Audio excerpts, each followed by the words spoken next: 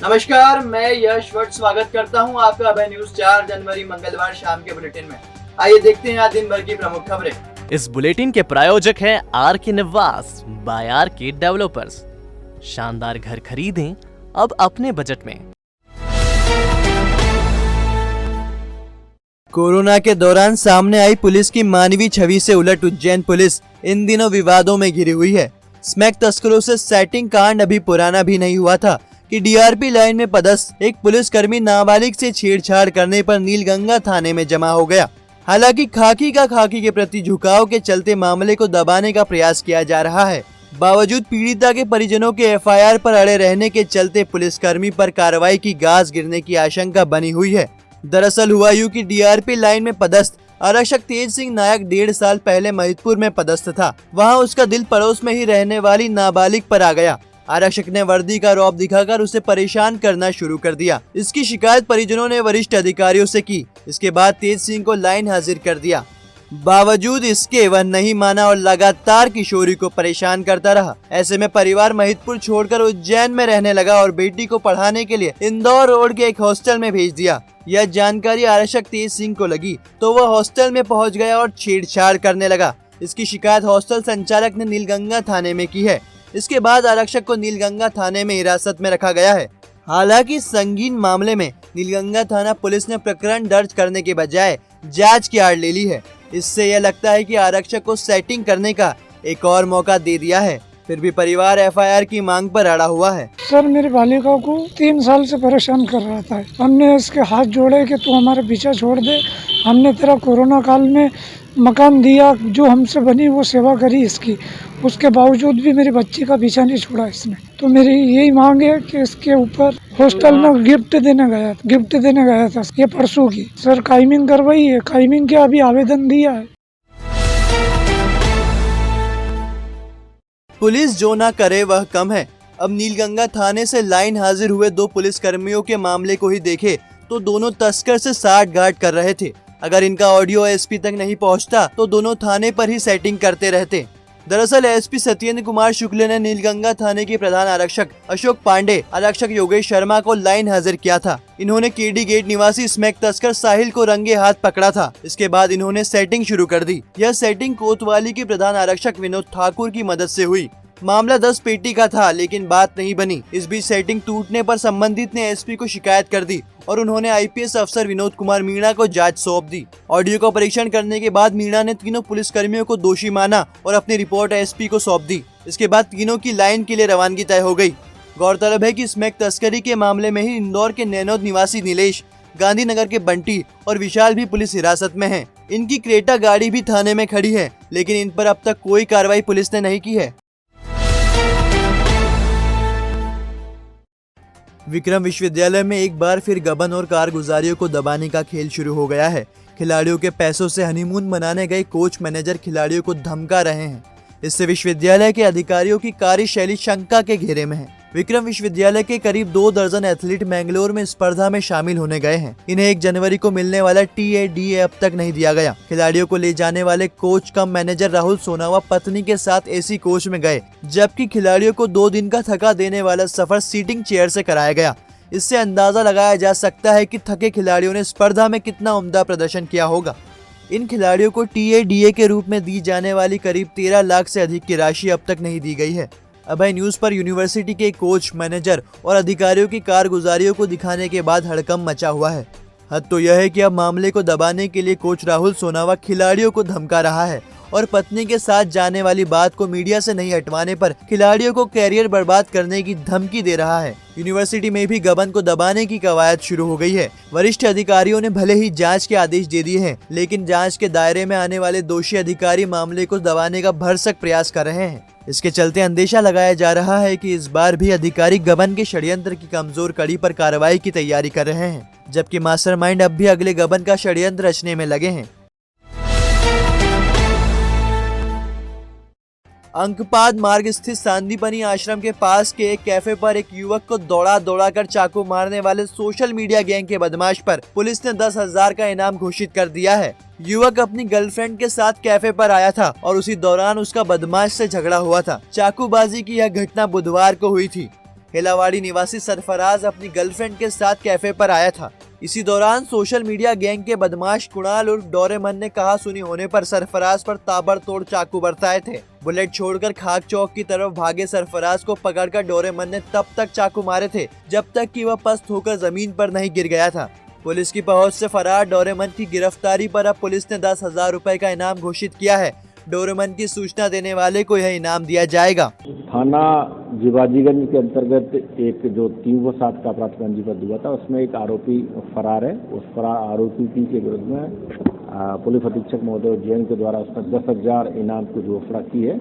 अगर कोई भी सूचना देता है तो उसमें इसको इस आरोपी को गिरफ्तार करने में कोई सहयोग करता है तो उसमें जो उचित राशि है इनाम की वो दी जाएगी। भाजपा पिछड़ा वर्ग मोर्चा ओबीसी को 27% आरक्षण देने को लेकर कटिबद्ध है। हमारे मुख्यमंत्री शिवराज सिंह चौहान ने 27% ओबीसी आरक्षण देने के लिए ही पंचायत चुनाव के लिए लाया गया कमलनाथ सरकार का अध्यादेश बदल दिया। यह बात पिछड़ा वर्ग मोर्चा के नवनियुक्त उपाध्यक्ष राजेश आंजना ने अभय न्यूज से खास बात करते हुए कही। आंजना ने अपनी नियुक्ति के लिए शीर्ष नेतृत्व जिला अध्यक्ष बहादुर सिंह बोरमुंडला, मोर्चा के जिला अध्यक्ष राम बाबू पाटीदार को धन्यवाद दिया। दूधरसी के रहने वाले आंजना ने कहा कि मुझ जैसे कार्यकर्ता को एक बड़ी जिम्मेदारी संगठन ने दी है। हम पिछड़ा वर्ग के लिए बेहतर करने की कोशिश करेंगे। पिछले दिनों कांग्रेस के तथाकथित नेताओं ने 14% ओबीसी आरक्षण के साथ चुनाव कराने की तैयारी की थी, लेकिन हमारे मुख्यमंत्री ने ओबीसी को 27% आरक्षण देने के लिए विधानसभा में अध्यादेश लाकर पुराने अध्यादेश को रद्द कर दिया। बतौर उपाध्यक्ष मेरी कोशिश होगी कि पिछड़ा वर्ग के विकास और उत्थान की लड़ाई में लड़ता रहूं। पार्टी के शीर्ष नेतृत्व का धन्यवाद ज्ञापित करता हूं। हमारे जिले के कप्तान भारतीय जनता पार्टी के यशस्वी अध्यक्ष माननीय बहादुर सिंह जी बोरमुल्ला साहब और भारतीय जनता पार्टी पिछड़ा वर्ग मोर्चा के अध्यक्ष माननीय राम बाबू जी पाटीदार तराना, उनको भी धन्यवाद देना चाहूँगा कि उन्होंने मुझ जैसे कार्यकर्ता के ऊपर इतनी बड़ी जवाबदारी और इस पद पर शोभित किया है। मैं उनको आश्वस्त करना चाहता हूँ कि पिछड़ा वर्ग मोर्चे में जो काम करने का तरीका है वो आपसे सीखा है हमने, और पिछड़ा वर्ग के लिए क्या अच्छा कर सकते हैं ये पूरी कोशिश करेंगे। पिछले दिनों मध्य प्रदेश में पंचायती राज चुनाव की घोषणा हुई थी, लेकिन कथाकथित कांग्रेस के लोगों ने पिटीशन दायर कर 14% आरक्षण पर चुनाव कराने की जिद पकड़ी थी। लेकिन प्रदेश के यशस्वी मुख्यमंत्री माननीय मुख्यमंत्री जी शिवराज सिंह जी चौहान साहब ने पिछड़ा वर्ग के लोगों को भरोसे में लेकर उनको भरोसा दिलाया कि 27% आरक्षण पर ही हम चुनाव कराएंगे, और उन्होंने मध्य प्रदेश विधानसभा में अध्यादेश वापस लेकर, स्थगन अध्यादेश लेकर उन्होंने चुनाव 27% आरक्षण देकर ही कराने की घोषणा की है। मैं उनको भी धन्यवाद देता हूँ। जय हिंद, जय। श्री महाकालेश्वर मंदिर प्रोटोकॉल दर्शन व्यवस्था में लगातार हो रही गड़बड़ी के बाद अब व्यवस्था को फुल प्रूफ बनाया जा रहा है। इसके तहत प्रोटोकॉल दर्शन के लिए आने वाले अतिथियों की जानकारी संबंधित विभाग को लेटर पैड पर और महाकाल मंदिर की मेल आईडी पर देना अनिवार्य होगा। ऐसा नहीं होने की स्थिति में प्रोटोकॉल जारी नहीं किया जाएगा। मंदिर समिति प्रशासक गणेश कुमार धाकड़ ने इस संबंध में आदेश जारी कर दिया है। दरअसल श्री महाकालेश्वर मंदिर में दर्शन के लिए त्रिस्तरीय व्यवस्था तय की गई है। पहली व्यवस्था सामान्य दर्शनार्थियों के लिए है, वह लंबी कतारों में लगकर दर्शन करते हैं। दूसरी विशेष दर्शन व्यवस्था, इसमें श्रद्धालु 250 रुपए की रसीद लेकर मंदिर में दर्शन करते हैं। तीसरी प्रोटोकॉल व्यवस्था, इस व्यवस्था में 100 रुपए का शुल्क चुकाकर वीआईपी ट्रीटमेंट के साथ बाबा के दर्शन किए जाते हैं। प्रोटोकॉल के लिए प्रशासन ने अपनी व्यवस्था बना रखी है और इसमें नेता नगरी, प्रशासनिक अधिकारी, सरकारी विभाग, कोर्ट और प्रेस को शामिल किया है। अभी की व्यवस्था के अनुसार संबंधित अपने अतिथियों की जानकारी मंदिर के प्रोटोकॉल दफ्तर को भेजते हैं और वहां से 100 रुपए की शुल्क की रसीद जारी हो जाती है। इसी रसीद में घपले किए जा रहे थे।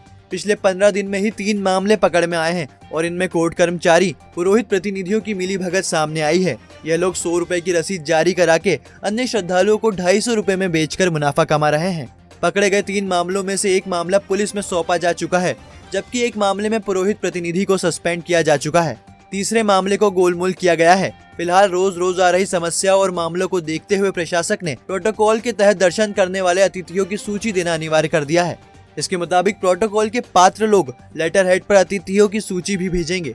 इसके साथ ही वह मंदिर के आईडी पर भी सूची प्रेषित करेंगे। इस तरह मंदिर प्रबंध समिति के पास वास्तविक अतिथियों की सूची होगी और इस तरह गड़बड़ होने की आशंका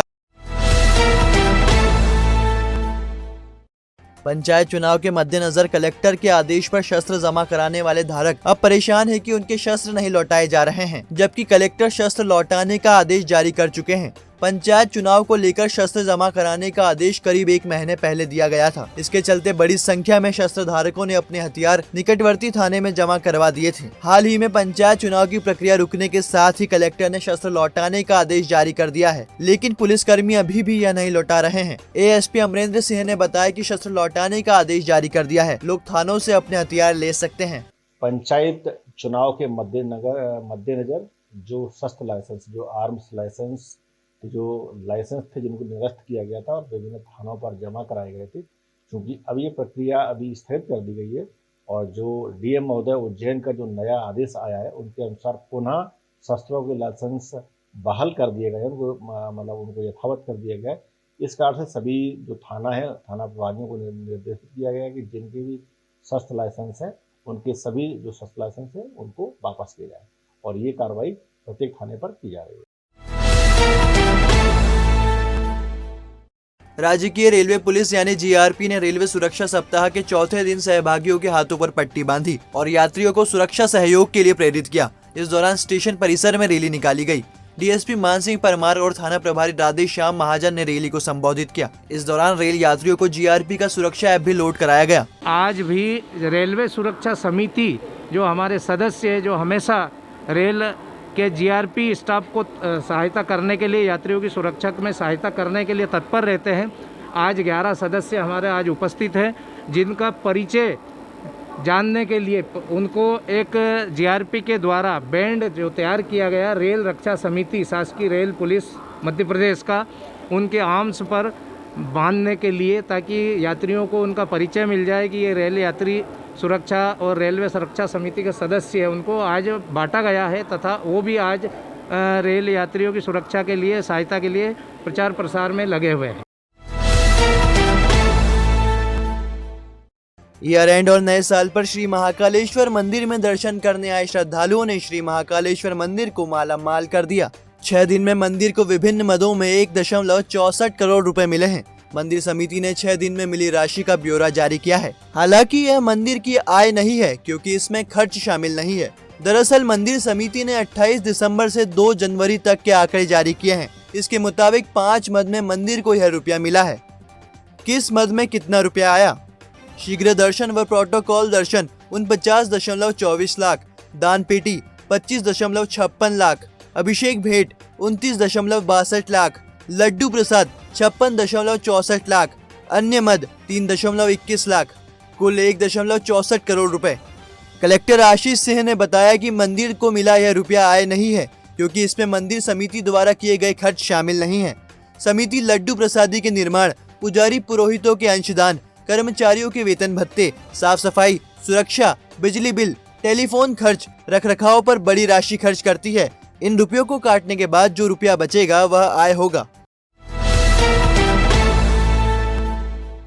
रायसेन के पास सड़क हादसे में उज्जैन के एक सेवानिवृत्त बैंक कर्मी की मौत हो गई, जबकि एक पीएचडी कर्मी और अनाज व्यापारी का पुत्र बुरी तरह घायल हो गए। ये सभी लोग कार से अमरकंटक जा रहे थे। दरअसल नेशनल हाईवे 12 के नोनिया बरेली जोड़ पर उज्जैन और गडारवाड़ा की कार की आमने सामने भिड़ंत हुई। हादसे में उज्जैन के सेवानिवृत्त बैंक कर्मी अरुण मिश्रा की मौत हो गई, जबकि पिंटू वाल्मीकि, राजेश कहार और राहुल अग्रवाल घायल हो गए। दरअसल अमरकंटक के कपिल धारा के महंत शिप्रेश्वर भारती की पुण्यतिथि पर आयोजन होना था। उज्जैन की धार्मिक संस्था हर साल ये आयोजन करती है। इसी आयोजन में शामिल होने के लिए सभी उज्जैन से कार से निकले थे और बरेली जोड़ पर हादसा हो गया। मानस भवन क्षीरसागर में भानपुरा पीठाधीश्वर जगतगुरु शंकराचार्य स्वामी दिव्यानंद तीर्थ महाराज का प्रकटोत्सव मनाया गया। प्रशांति इंस्टीट्यूट ऑफ मैनेजमेंट के विद्यार्थियों ने Padma Polytex India private limited में प्लांट प्रबंधन, उत्पादन और गुणवत्ता से संबंधित जानकारी प्राप्त की। तराना के न्यायाधीश श्री कृष्ण डागालिया ने डब्बर से हादसा करने वाले चालक श्याम सिंह निवासी दीपखेड़ी को 1 साल की सजा सुनाई है। उस पर 1000 रुपए का अर्थदंड भी किया गया है। नागदा के न्यायाधीश अश्विन परमार ने मिलावटी दूध बेचने पर आनंदीलाल पिता हीरालाल निवासी बेड़ावनिया रोड उन्हेल को 6 महीने की सजा सुनाई है। आरोपी पर 1000 रुपए का अर्थदंड भी किया गया है। उज्जैन टेंट हाउस एसोसिएशन के 2022 के कैलेंडर का विमोचन उच्च शिक्षा मंत्री मोहन यादव ने किया।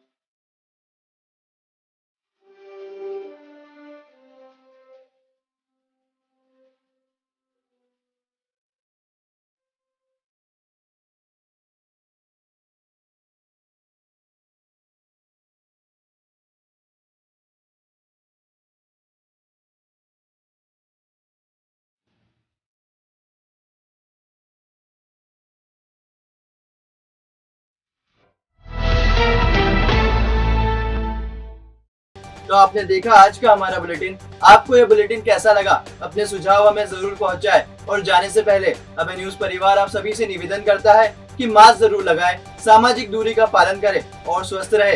धन्यवाद।